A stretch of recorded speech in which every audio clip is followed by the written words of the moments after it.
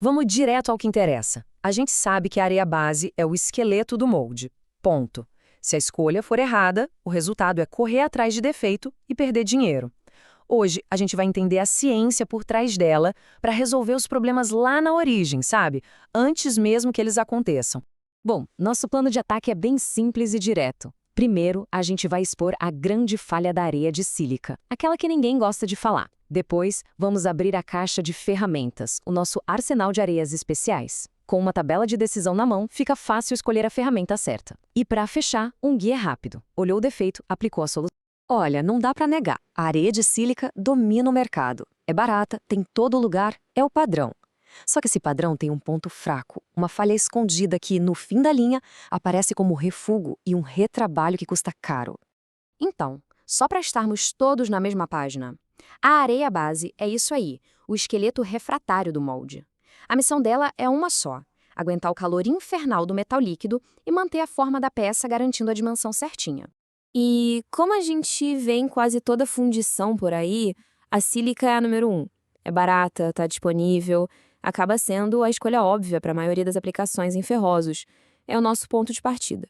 A pergunta que vale ouro é: se ela é tão usada, onde é que está o problema? Qual é o calcanhar de Aquiles da sílica? A resposta está nesse número aqui, 573 graus Celsius. É importante gravar bem esse número, porque, olha, não é uma temperatura qualquer. É o ponto de ruptura, o momento exato em que a estabilidade da sílica vai para o espaço e os problemas começam. E o que acontece exatamente a 573 graus? Acontece uma transformação alotrópica. O quartzo alfa, que é estável, de repente vira quartzo beta. E qual o problema disso? Essa mudança vem como expansão de volume, e não é uma expansão qualquer, é súbita, é violenta. Agora, o mais importante é ligar essa ciência com o que acontece lá no chão de fábrica. Essa expansão toda é a causa raiz daqueles defeitos que todo mundo conhece. Rabo de rato, veio, escama, que nada mais são do que a superfície do molde trincando e cedendo sob pressão. E não para por aí. O ataque é duplo. A sílica também tem um problema químico. Quando ela entra em contato com os óxidos de ferro do metal, ela forma a tal da faialita. Pensa na faialita como uma espécie de cola quente que gruda a areia na peça. O resultado? Sinterização e queima. É a dor de cabeça de toda a equipe da rebarbação. Certo. Problema entendido. Agora vamos para as soluções. Quando a sílica simplesmente não dá conta do recado, a gente precisa abrir o nosso arsenal de areias especiais. Cada uma delas é como uma ferramenta de precisão para um desafio específico.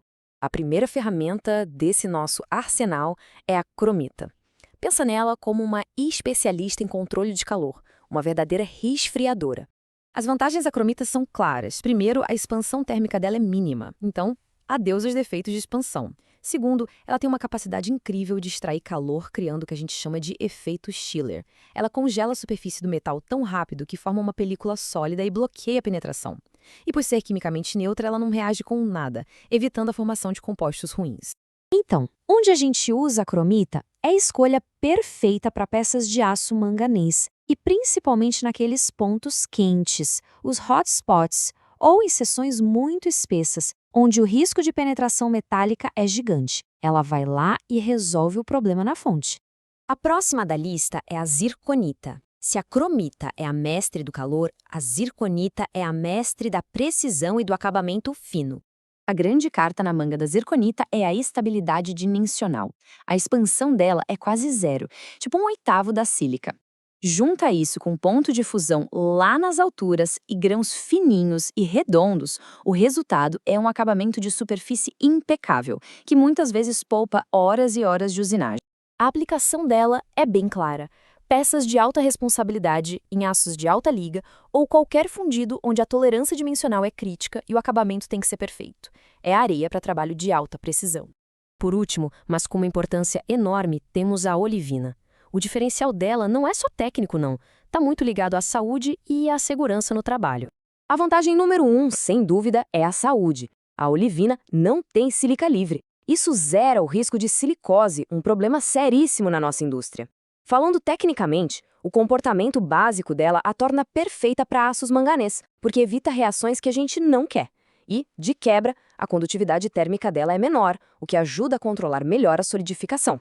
Então, o uso ideal da olivina é bem definido, na fundição de aço manganês, onde a química dela ajuda, e em qualquer lugar que queira colocar a saúde ocupacional como prioridade máxima e eliminar de vez os riscos da sílica. Ok, agora que a gente já conhece as ferramentas, como é que se escolhe a certa para cada trabalho? É exatamente para isso que serve a nossa tabela mestra de decisão. Essa tabela aqui resume tudo. É só bater o olho e comparar. Olha o contraste na expansão térmica. A sílica era alta, enquanto cromita e zirconita são baixa e muito baixa. É aqui que se mata o problema do veio e do rabo de rato. Outro ponto é a refratariedade da zirconita, muito superior. E, claro, o custo. A performance sobe e o preço sobe junto. A ideia é usar essa tabela como um guia rápido para a gente balancear a necessidade técnica com o que o orçamento permite. Certo, agora vamos conectar a teoria com a prática de vez. Pensa nisso como um guia de diagnóstico de médico. De um lado, o sintoma na peça, do outro, o remédio, a solução na areia base. Se o problema é defeito de expansão, como veios e rabos de rato, a causa é quase sempre a expansão descontrolada da sílica. A solução é direta: trocar a sílica, pelo menos nas áreas mais críticas, por zircônita ou cromita. A estabilidade térmica delas é muito, mas muito superior. E se o problema é penetração ou aquela areia queimada, grudada nos pontos quentes, a causa é a sílica que não aguenta o calor ou a formação daquela cola de faialita. A solução tem duas frentes: ir com a cromita para um resfriamento agressivo que cria aquela pele sólida no metal, ou usar a zirconita, que cria uma barreira física e térmica que é praticamente impenetrável. A questão agora não é mais como resolver esse defeito. A pergunta certa é: qual gargalo de produção pode ser eliminado amanhã, simplesmente com a escolha da areia base certa? A resposta para isso pode estar na próxima ordem de compra.